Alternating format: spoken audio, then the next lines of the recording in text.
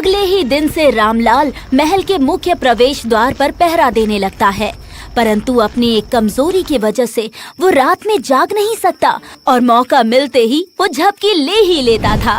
एक दिन पूर्णिमा की रात को जब वो पहरा दे रहा था, तब उसे नींद आने लगती है। आधी रात तो हो चुकी है, सारे नगरवासी भी सो चुके होंगे, तो मैं भी थोड़ी देर सो जाता हूँ, किसी को कुछ भी पता नहीं चलेगा।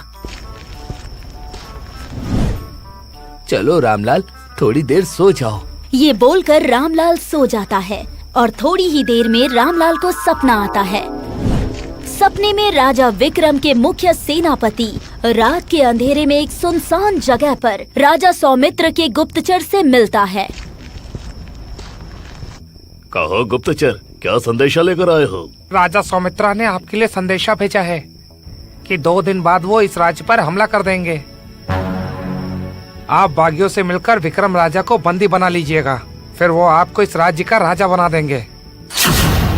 राजा सौमित्रा को मेरा शुक्रिया कहना। और हाँ, कुछ ही देर में सुबह होने वाली है।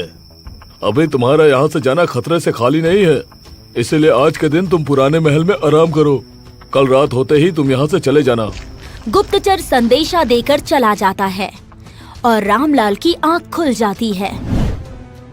हे भगवान, राज्य का सेनापति ही गद्दार है। ये बात मुझे राजा जी को शीघ्र ही बतानी पड़ेगी, वरना देर हो जाएगी।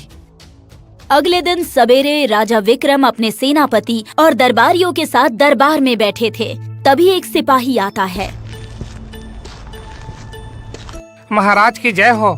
महाराज, रामलाल आपसे मिलना चाहता है। उसे भेज दो। तभी रामलाल को दरबार में पेश किया जाता है। महाराज की जय हो। कहो रामलाल, क्या कहना चाहते हो?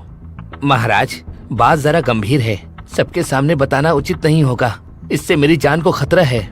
हमारे होते हुए तुम्हें डरने की कोई जरूरत नहीं है, सबके सामने कहो तुम क्या कहना चाहते हो।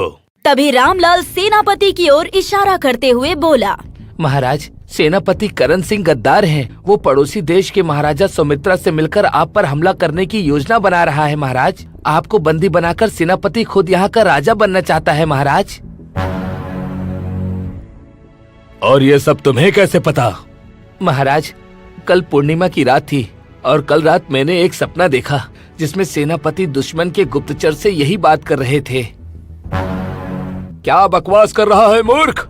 तू जानता है तू किस पर इल्जाम लगा रहा है? रामलाल, सेनापति करण सिंह हमारे वफादार हैं। इन्हें गद्दार साबित करने के लिए तुम्हारे पास कोई सबूत है? जी महाराज, राजा सौमित्रा का गुप्तचर इस समय पुराने महल में छुपा हुआ है।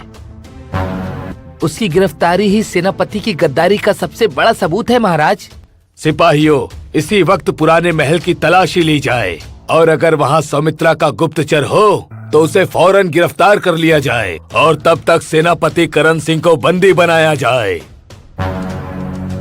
राजा विक्रमादित्य का हुक्म मिलते ही सैनिक सेनापति करण सिंह को हिरासत में ले लेते हैं।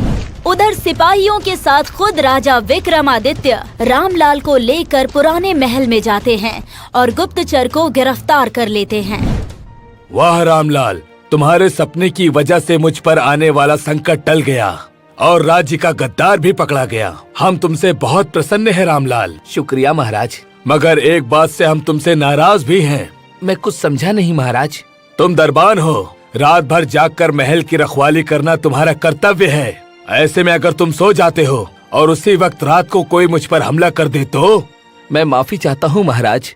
तुम्हें माफ किया जाता है क्योंकि अगर तुम सोते नहीं तो तुम्हें सपना नहीं आता, और अगर तुम्हें सपना नहीं आता तो तुम मुझे आगाह कैसे करते? लेकिन आइंदा से ध्यान रखना, पहरेदारी के वक्त कभी सोना मत।